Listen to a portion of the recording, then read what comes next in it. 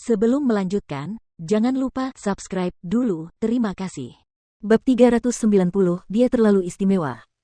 Mukiki segera naik dengan sarung tangan putihnya, mengamati mayat itu sambil menyentuhnya dengan lembut. Ada luka yang jelas dari senjata tumpul di sisi kiri tengkorak, dengan pecahan batu bata berserakan di atasnya. Dari bentuk senjatanya, penilaian awal adalah bahwa senjata pembunuh itu adalah batu atau bata yang agak lunak, yang tidak menyebabkan banyak pendarahan. Wajahnya pucat dan ada bekas cekikan yang jelas, tetapi tidak ada tanda-tanda perlawanan atau pembelaan diri. Kemungkinan bekas cekikan itu muncul setelah kematian tidak dapat disingkirkan. Selain itu, meskipun terdapat banyak luka memar di tubuh, belum diketahui secara pasti benda apa yang menyebabkan luka memar tersebut. Tidak ditemukan tanda-tanda kekerasan. Bagaimanapun, tidak semua luka pada tubuh ini mematikan. Oleh karena itu, penyebab kematiannya memerlukan pemeriksaan lebih lanjut. Dan satu hal lagi. Tempat kejadian ini terlalu bersih dan tidak ada jejak yang ditinggalkan. Ini bukan tempat kejadian kejahatan, melainkan tempat mayat ditinggalkan. Oleh karena itu, mayat perempuan ini perlu pemeriksaan lebih lanjut untuk mengungkap lebih banyak rincian. Dosen itu mengangguk ketika dia selesai, dan memerintahkan dokter forensik lain yang lebih berpengalaman untuk datang dan memeriksa. Kesimpulan mereka tidak jauh berbeda dari Mukiki. Sekarang Anda lebih terlihat seperti dokter forensik. Dosen itu senang. Anda belajar dengan sangat cepat. Terima kasih, Profesor. Mukiki berkata cepat. Setelah itu, Mukiki dan tim dokter forensik mulai mencari informasi berguna di tempat kejadian perkara di sekitar mayat wanita tersebut. Sementara itu, Gu Ziling telah memarkir mobil spotnya di dekatnya, berpura-pura menjadi penonton dan mendapati Mukiki mengenakan mantel putih besarnya. Tentu saja, dia tidak melewatkan bagian ketika Mukiki memeriksa mayat itu. Bagaimanapun juga, mayat itu benar-benar menjijikkan. Akan tetapi, bagi gadis seperti dia, jika ia tidak tergerak dan menyentuhnya, aspek itu saja sudah cukup untuk mencegahnya didorong-dorong oleh kebanyakan pria. Seperti yang diharapkan dari putra mahkota. Meskipun para wanita muda dari keluarga bangsawan terdengar anggun dan luar biasa, mereka tidak lebih dari boneka porselen tanpa jiwa. Sekali Anda melihat satu, Anda telah melihat semuanya. Tidak ada yang menarik dengan semua persaingan pengaruh atau kekayaan mereka, dan Mukiki jelas menonjol. Jadi itu mantan pengantin muda keluarga Seng. Bukankah pertunangan mereka dibatalkan? Keluarga Seng tidak akan pernah menerima menantu perempuan yang bekerja dengan mayat. Tetap saja, dia baru berusia 19 tahun. Dia sangat luar biasa. Gu Ziling pergi setelah mendengar komentar para penonton tentang Mukiki. Dia sama sekali tidak berniat mengganggunya. Namun karena Mukiki, Gu Ziling menjadi semakin penasaran terhadap Seng Xiao. Karena putra mahkota keluarga Seng akan jatuh hati pada sosok yang menarik namun tulus, dia pun bukan orang biasa. Di sisi lain, Mukiki sama sekali tidak menyadari bahwa Gu Ziling sengaja datang untuk memeriksanya. Namun, dia menerima kabar dari laboratorium forensik bahwa korban mungkin adalah seorang wanita muda dari keluarga penting di Jianchuan.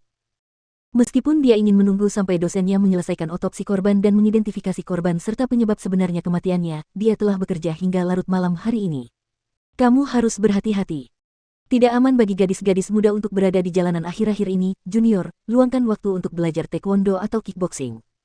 Mukiki menyeringai mendengar saran seniornya. Terima kasih atas perhatianmu, tapi aku benar-benar tidak membutuhkannya.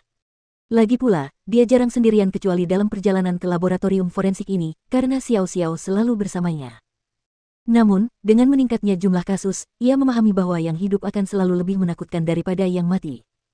Misalnya, seorang mahasiswi baru saja terbunuh oleh sopir taksi beberapa hari yang lalu. Mukiki tidak mengerti mengapa seorang gadis mau naik taksi di samping jalan masuk ketika dia sedang di luar, meskipun dia sudah memanggil taksi.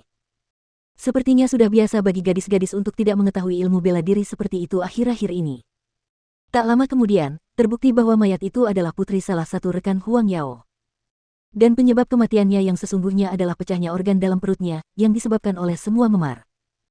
Peristiwa itu segera diketahui di kalangan bangsawan, dengan tersebarnya kabar bahwa putri sebuah keluarga telah tiada begitu saja, dan Mukiki hadir saat otopsi.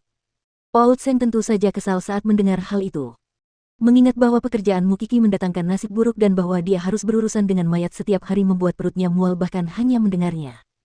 Bagaimana Old Seng bisa menikmatinya? Sebagai perbandingan, nona muda dari keluarga Gu benar-benar berperan sebagai putri orang kaya. Membatalkan pertunangan dengan keluarga Sen adalah hal terbaik yang pernah saya lakukan. Aku tidak tahu apakah aku bisa merayakan ulang tahunku sendiri jika ini terus berlanjut. Kakak kedua merasa tidak berdaya melihat reaksi lelaki tua itu. Mungkin generasi tua akan sulit menerima karya Mukiki. Namun, Sen tua memiliki pendapat yang berbeda dengan Seng tua ketika dia menerima kabar tersebut. Bagaimanapun, dia hanya kesal karena seorang gadis seperti Mukiki akan melakukan sesuatu yang bahkan pria pun tidak akan melakukannya. Tetapi karena Mukiki beradaptasi dengan baik, dia malah bangga terhadap cucunya setelah mendengar berita itu. Mengingat bahwa Pak Tua Seng sudah menganggap bahwa pilihan Pak Tua Seng tidaklah penting, dia tidak peduli dengan lelaki tua lainnya itu sekarang. Bagaimanapun, berita tentang Mukiki semakin mendapat perbincangan. Bagaimana menurutmu, setelah bertemu langsung dengan Kiki? Kakak kedua tidak dapat menahan diri untuk bertanya kepada Gu Ziling kapan dia punya waktu luang, dia tampak lebih menyendiri setelah dia mengatur pertemuan dengan Mukiki.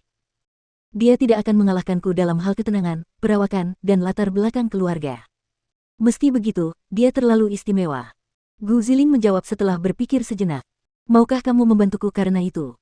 Tidak ada yang pernah menolongku. Mungkin aku akan punya jawaban lain setelah aku bertemu putra mahkota. Lagi pula, seluruh permasalahan itu bukan tanggung jawabnya. Namun, dalam sudut pandang kakak kedua, Gu Ziling adalah orang yang anggun dan sedikit menyendiri. Dia tidak akan pernah bahagia jika menikah dengan saudara ke-8. Dulu, semua orang mencoba menebak tipe wanita seperti apa yang disukai Seng Xiao. Namun, mereka mengerti bahwa dia sendiri tidak tahu kesukaannya sendiri setelah Mukiki muncul. Kakak kedua berasumsi bahwa Gu Ziling tidak akan mudah menyerah pada Seng Xiao karena ikatan antara kakak ke-8 dan Kiki terlalu kuat. Namun, setelah bertemu Mukiki, Gu Ziling mengunjungi Old Seng di ruang kerjanya. Kakek, bukankah kakek pernah bertanya padaku sebelumnya siapa yang aku inginkan untuk menjadi suamiku? Old Seng memperhatikan Gu Ziling, bertanya-tanya apakah anak itu benar-benar mengincar kakak kedua. Lagi pula, dia sudah membuat pilihannya bahkan sebelum bertemu dengan saudara ke-8. Bagaimana mungkin itu tidak condong ke saudara kedua? Saya ingin tahu kapan putra mahkota akan kembali. Lao Seng terkejut tetapi juga merasa lega. Dia memang mempersiapkan Gu Ziling untuk kakak ke-8. Pada hari ulang tahunku.